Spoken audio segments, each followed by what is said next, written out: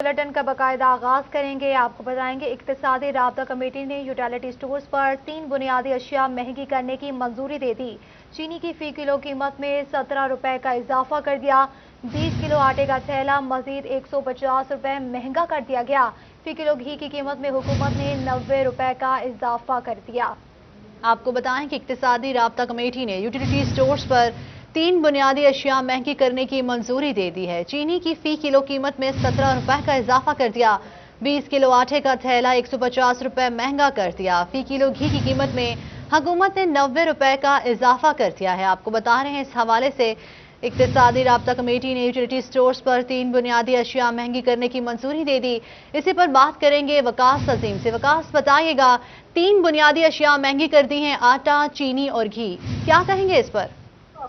जी बिल्कुल, आज इक्तिसादी राब्ता कमेटी का इजलास हुआ है जिसमें यह फैसला किया गया है कि यूटिलिटी स्टोर पर 3 बुनियादी अशिया जो कि पहले सस्ते दामों में मिल रही थी उनको मजीद महंगा करने की मंजूरी दी गई है। और ये फैसला किया गया है कि चीनी की कीमत अब 68 रुपए की बजाय यूटिलिटी स्टोर पर 50 रुपए फी किलो में दस्तयाब हो सकेगी, जबकि 20 किलो आटे का थैला मजीद 150 रुपए महंगा किया गया है और 20 किलो आटे के थैले की कीमत अब 800 रुपए से बढ़ाकर 950 रुपए करने की मंजूरी दी गई है, जबकि घी की कीमत अब 170 रुपए फी किलो की बजाय 260 रुपए फी किलो करने की मंजूरी दी गई है। घी की कीमत में यूटिलिटी स्टोर के लिए 90 रुपए फी किलो का इजाफा करने की मंजूरी दी गई है। अब इसकी अपनी मंजूरी वफाकी काबीना देगी, लेकिन जो बुनियादी जरूरी अशिया है 3 उनकी कीमतों में यूटिलिटी स्टोर पर आज इजाफा करने की मंजूरी दे दी गई है।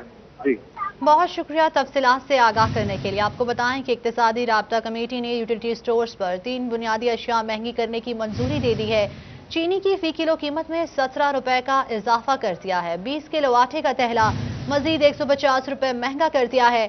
फी किलो घी की कीमत में हुकूमत ने 90 रुपए का इजाफा कर दिया है।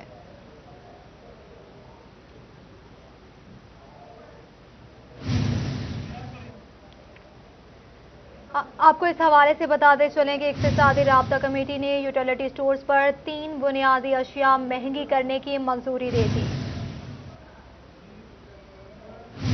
आगे बढ़े और आपको बताएं, फैसलाबाद में शहरी रियायती अशिया के हसूल के लिए रुल गए। सहूलत बाजारों में आटे की किल्लत, शहरी हाथों में पैसे लेकर आटे के मुंतजिर, मगर स्टॉल्स पर आटे की किल्लत, जबकि घी, चीनी, सब्जियां भी मयसर नहीं। आपको बता रहे हैं कि फैसलाबाद में शहरी रियायती अशिया के हसूल के लिए रुल गए हैं। इसी पर बात करेंगे रमजान मिर्जा से। जी रमजान, बताएगा। जी बिल्कुल, हुकूमत की जानिब से सहूलत बाजार तो फ़ाल किए गए हैं, लेकिन अफसोस की बात यह है कि आटा मुयस्सर नहीं है। वहीद आपको इस वक्त दिखाएंगे क्या सूरत हाल है।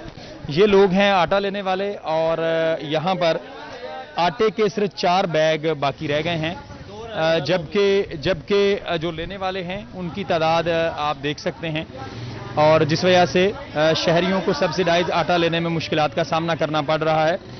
इस हवाले से बात करने की कोशिश करते हैं। अच्छा भाईजान, ही बताइएगा क्या सूरत हाल है, आटा मिल जाता है आसानी से? सर आटा मिल नहीं रहा, सुबह से हम लाइन में लगे हैं, ठीक है ना। 430 रुपए का थैला दे रहे, 600 बंदा था, 200 थैला, कहाँ पे हम जाएंगे? पैसे दे रहे, आटा भी नहीं मिल रहा। सुबह से जीरो ख्वार हो रहे हम यहाँ पे, क्या कहाँ जाए? बिल्कुल ये मुश्किलात का सामना करना पड़ रहा है। बाबा जी आप बताइए। इनको चाहिए ना देखना, MP हमारे साथ रहते शकील शाह साहब, उनका जो एरिया है वो भी यहाँ पे कुछ नहीं कर सकते। हम कहाँ जाएंगे? पैसे नहीं हम देते, हम पे पैसे दे रहे हैं, हम अल्लाह वास्ते ले लीजिए यहाँ से। अल्लाह के वास्ते जो है वो नहीं ले सके। और दूसरी जानिब भी जो हैं वो खवातीन मौजूद हैं, उनकी भी कतारें लंबी लगी हुई हैं, आटे के मुंतजिर हैं कि सस्ता आटा जो है वो फराहम हो सके। आटे की किल्लत के बाद शहरियों को मुश्किलात का सामना है। बहुत शुक्रिया रमजान तफसीलात से आगाह करने के लिए। बड़ी ईद से कबल महंगाई का सुनामी, पेट्रोल के बाद LPG की बारी। फैसलाबाद में LPG की कीमत में खुद साख्ता इजाफा, डीलर्स ने LPG की कीमत में 10 रुपए इजाफा कर दिया। 7 दिन में कीमतों में दोबारा इजाफा, फी किलो LPG 150 रुपए की हो गई। इसी पर बात करेंगे शिराज पर से। शिराज, बताइएगा, पहले पेट्रोल की कीमतों में इजाफा कर दिया गया है, अब LPG की कीमतों में इजाफा कर दिया गया है, शहरियों का क्या कहना है इस पर? देखिए, मौसम गर्मा में इस वक्त LPG की कीमतों में इजाफा जो है वो समझ से बालातर है, और इस वक्त जो LPG की डिमांड है वो ज़्यादा है, जबकि उसकी सप्लाई और उसकी इंपोर्ट जो है वो इंतहाई कम है, जिसकी वजह से उसकी कीमतें जो है बढ़ती चली जा रही हैं। 130 रुपए फी किलो LPG जो है वो आम सार्फिन को मिल रही थी, और अब जो कि उसकी कीमत 10 रुपये पहले बढ़ाई गई, आज तकरीबन 7 दिन पहले बढ़ाई गई थी, और आज जो है वो दोबारा से बिना किसी नोटिफिकेशन के 10 रुपये मजीद इजाफा जो है वो कर दिया गया ओगरा की जानिब से, जो कि एक गरीब आवाम पर, मुतवस्सित तबके के ऊपर बहुत बड़ा बोझ है। क्योंकि इस वक्त अगर फैसलाबाद के हवाले से खसूस तौर पर बात की जाए तो फैसलाबाद के अंदर 20 ऐसी हाउसिंग सोसाइटीज हैं जहाँ पर इस वक्त सुई गैस नहीं पहुंची है। तो वो लोग जो है वो अभी भी सिलेंडर्स इस्तेमाल करते हैं, LPG इस्तेमाल करते हैं खाना पकाने के लिए या फिर गीजर के लिए। तो इस वक्त जो है कीमतों में इजाफा होके इस गर्मियों के मौसम में LPG की हाईएस्ट रेट जो है वो 150 रुपये फी किलो पर LPG जा पहुंची है, जबकि इस वक्त जो घरेलू सिलेंडर है वो 1500 रुपये से बढ़ के 1750 रुपये में शहरियों को जो फरोख्त किया जा रहा है। इसके साथ साथ कई ट्रांसपोर्टेशन हैं, वैगन हैं और इसके साथ रिक्शे हैं, जो कि पेट्रोल महंगा होने की वजह से LPG की कीमतों में 10 रुपये इजाफा कर दिया गया है। बहुत शुक्रिया आपका शिराज पर तफसीलात से आगाह करने के लिए।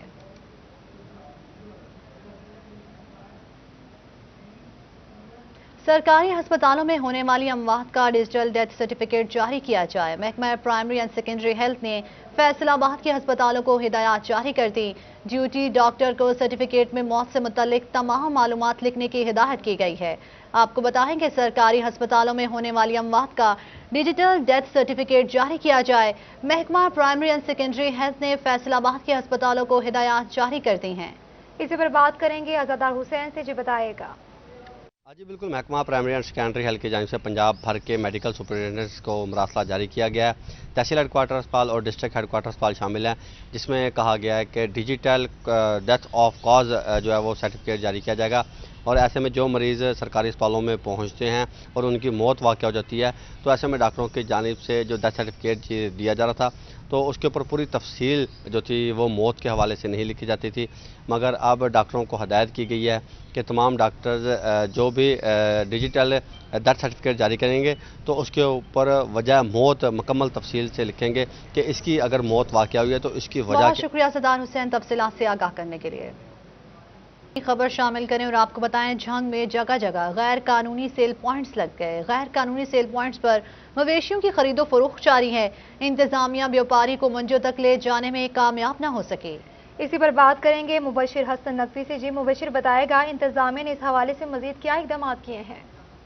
बिल्कुल, झंग में इंतजामिया की जानिब से कायम की गई मवेशी मंडियाँ खरीदारों और व्यापारियों की तवज्जो हासिल नहीं कर सकी हैं, और ये वजह है कि शहर के मुख्तलिफ मुकामात पर मवेशियों की खरीदो फरोख्त के लिए गैर कानूनी सेल पॉइंट कायम कर दिए गए हैं, जहाँ पर व्यापारी मौजूद हैं और ख़रीदार भी कोशिश करते हैं कि वहीं से आएँ और बेहतर अंदाज से खरीदारी करें और चले जाएँ। क्योंकि माहिर ग्राउंड, जामिया चौक और नवादाबाद में कायम की गई मवेशी मंडी में पानी जमा है, ताफुन फैला हुआ है और वहाँ पर आने वाले खरीदारों को मुश्किलात का सामना करना पड़ रहा है। झंग में टोबा रोड, थाना सदर चौक, फवारा चौक और दीगर मुकामात पर इसी किस्म के गैर कानूनी सेल पॉइंट कायम किए गए हैं, जहां पर मवेशियों की खरीदो फरोख्त जारी है। इस हवाले से व्यापारी हजरात का कहना है कि उनके लिए जगह बेहतर है ताकि शहर के लोग बआसानी यहाँ से जो है वो मवेशियों की खरीदो फरोख्त कर सकते हैं। तमाम उनका ये कहना है कि महंगाई है और महंगाई की वजह से उनकी जो मवेशियों की फरोख्त है उसकी जो रेशो है वो खासी कम है। इसी वाले से व्यापारी से बात भी करते जानते हैं। बाबा जी, आप बताएगा कि इस दफ़ा मवेशी जो है वो उनकी फरोख्त कम क्यों है, वजह क्या है?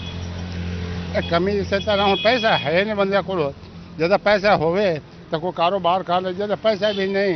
इमरान खान से कारोबार करें, कारोबार सारे बांध दें, असली से की करिए। ये बताएं कि इस दफ़ा जो जानवरों की कीमत ज़्यादा है या कम है? ज़्यादा है।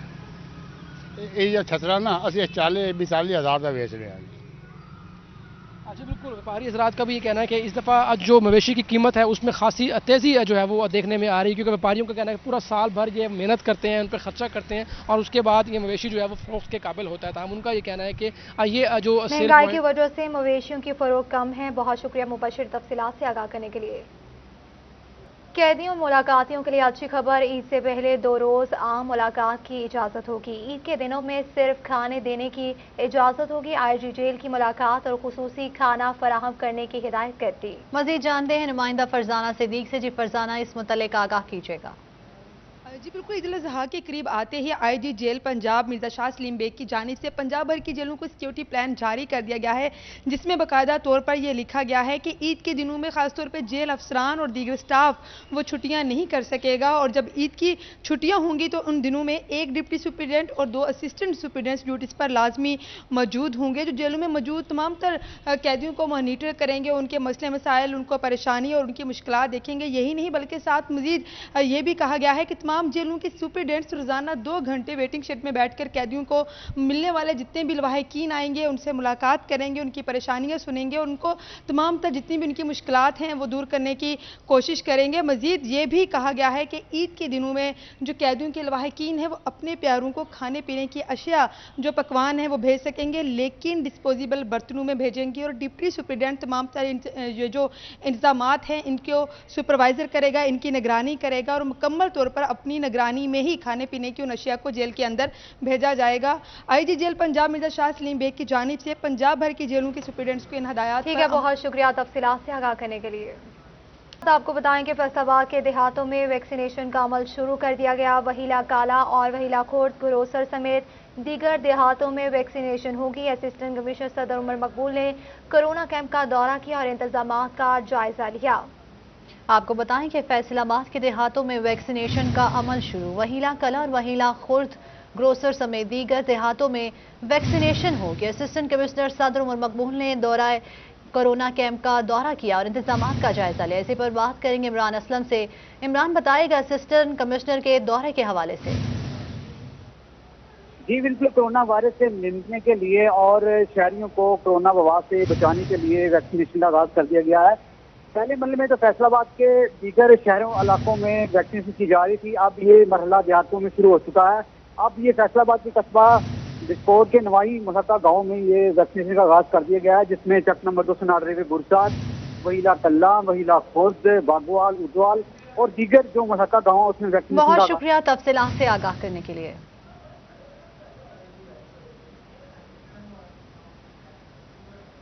फेडरल बोर्ड ऑफ रेवेन्यू से दीगर सरकारी महकमों में डेपुटेशन पर जाने वाले मुलाजमीन के लिए नया ज़ाब्ता इखलाक जारी। किसी भी महकमाना इंक्वायरी की सूरत में कोई अफसर या मुलाजिम किसी दूसरे महकमे में नहीं जा सकेगा। इसी पर बात करेंगे उमैर अजमत से। जी उमैर, बताएगा इस हवाले से।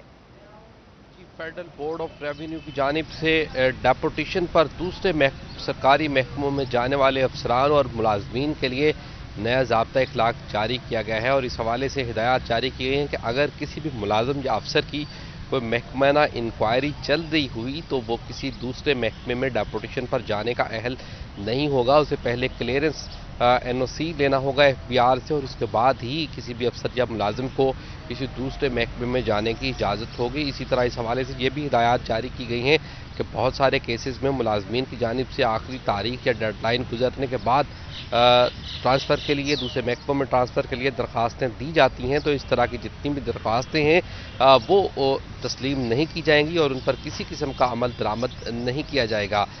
जबकि इस हवाले से वो जो तमाम उनके कारकर्दगी रिकॉर्ड है और जो दीगर तफसीलात हैं वो तमाम महकमे को फ्राहम करना होंगी, जिसके बाद NOC जारी किया जाएगा। जी ठीक है, बहुत शुक्रिया उमैर तफसीलात से आगाह करने के लिए। जंग में मानसून सीजन में डेंगू की अफजाइश को रोकने के लिए एडिशनल डिप्टी कमिश्नर रेवेन्यू की सदारत में इजलास का इनेकाद हुआ, जिसमें डेंगू लार्वा तलाश करने, इलाके में स्प्रे करवाने और डेंगू की निशानदही करने पर रोजाना की रिपोर्ट पेश करने की हिदायत जारी करती हैं। फैसलाबाद DG आर्कियोलॉजिस्ट आज़ाद कश्मीर पीरजादा इरशाद अहमद ने लालपुर म्यूजियम का दौरा किया। इस दौरे का अहवाल जानेंगे अब्दुर्रहमान से। जी बताएगा। जब बात की जाए DG आज़ाद कश्मीर के विरसा के इस हवाले से आज यहाँ पर आए हैं फैसलाबाद में लालपुर म्यूज़ियम में, जहाँ पर क्यूरेटर मियां अतीक अहमद की जानिब से ब्रीफिंग भी दी गई है। यहाँ पर म्यूज़ियम पूरा दिखाया गया, फैसलाबाद की तारीख के मुतालिक बताया गया। तो आज तकरीब के हवाले से हम जानते हैं, सब बताइएगा आज की तकरीब का पर्पज़ क्या है। जी बहुत शुक्रिया। असल में ये जो रीजनल हिस्ट्री म्यूज़ियम है ये पाकिस्तान की पहली मिसाल है, और इसमें इलाकाई तारीख को आपको पता है कि हमने लालपुर की तारीख को महफूज किया। तो यही मिसाल अब हम दूसरे जो हमारे सूबे हैं बिशमूल आज़ाद कश्मीर, तो इसको हम चूँकि मशहूर करते हैं, पब्लिसिटी करते हैं इसकी, तो आज इस सिलसिले में जनाब पीरज़ादा इरशाद अहमद साहब ये DG आर्कियोलॉजी और टूरिज़म हैं, आज़ाद जम्मू कश्मीर के, तो ये तशरीफ़ लाए हैं ताकि इस मॉडल को देखा जाए कि किस तरीके से हम अपनी तारीख को मज़ीद वहाँ पे महफूज कर सकते हैं। जी डी साहब, कैसा लगा आपको फैसलाबाद और किस तरह से प्लान करेंगे आज़ाद कश्मीर में आप? फैसलाबाद या लायलपुर या इसकी हिस्ट्री जैसे भी प्रिजर्व की गई है, वो उसके लिए तो सबसे पहले मैं लायलपुर म्यूज़ियम की इंतज़ामिया को और स्पेशली मियाँ अतीक साहब को उनका मुबारकबाद देता हूँ कि बहुत ज़्यादा डेडिकेशन के साथ इन्होंने अपना काम किया है और तमाम हिस्ट्री को स्टडी करने के बाद वो एक तरतीब के साथ एग्ज़िबिट किया है इस म्यूज़ियम के अंदर। और चूँकि मैं आज़ाद कश्मीर से आया हूँ और कश्मीर भी एक बहुत एंशिएंट हिस्ट्री लेके चलता है और हमारी भी बहुत सारी हेरिटेज साइट्स हैं और एक तरतीब के साथ हमारी भी एक हिस्ट्री है कश्मीर की। अफसोसनाक पहलू ये कह लें या बदकिस्मती हमारी कह लें कि आज़ाद कश्मीर में कोई म्यूज़ियम अभी तक इस्टेब्लिश नहीं हुआ, लेकिन तकरीबन 1-2 साल से हम मुज़फ़्फ़राबाद के अंदर और मीरपुर के अंदर म्यूज़ियम्स इस्टेब्लिश कर रहे हैं। लेकिन उसके लिए जो एक्सपर्टीज़ हैं वो पाकिस्तान के अंदर मौजूद हैं और मियाँ अतीक साहब जैसे जय्यद आर्कियोलॉजिस्ट या हिस्ट्री समझने वाले हम इनकी खिदमत ले रहे हैं ताकि हम भी बड़े ऑर्गेनाइज्ड वे में अपनी हिस्ट्री को प्रिजर्व कर सकें और आने वाली नस्लों को एग्ज़िबिशन के थ्रू बताते रहें कि हमारी हिस्ट्री भी कितनी शानदार है। और मेरा यहाँ पे आने का मकसद भी यही था। तो इस हवाले से तारीख को महफूज करने के लिए आज यहाँ पर विज़िट किया गया, जहाँ पर मियाँ अतीक अहमद की जानिब से ब्रीफ किया गया। तो यहाँ पर डीजी साहब की जानिब से ये भी बताया गया कि यहाँ पर हिस्ट्री को प्रिजर्व करने के लिए वो इसी तरह से जो एक्सपर्ट आर्कियोलॉजिस्ट हैं उनकी खिदमत। बहुत शुक्रिया अब्दुल रहमान तफसीलात से आगाह करने के लिए। न्यूज़ स्टूडियो से फिल वक्त इतना ही।